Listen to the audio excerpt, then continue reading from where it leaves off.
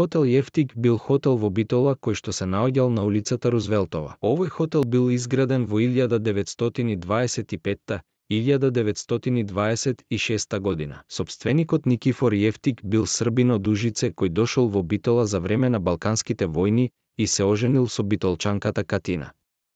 Хотелот имал 22 соби и бил првиот хотел кој вовел струја во секоја соба.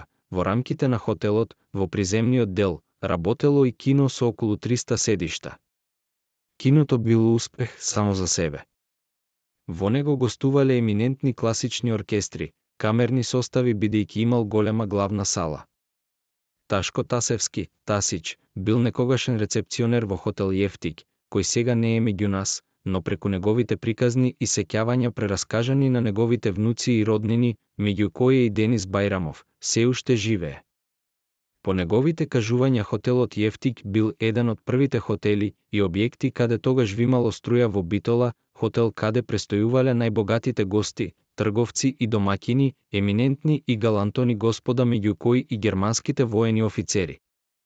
Кога дошле во Битола тие престојувале во хотелот Јефтик, каде се служело со исклучиво германски прибор и порцелан, кој во тоа време бил најдобар и најквалитетен, семејството на Ташко се уште има примерок од нив.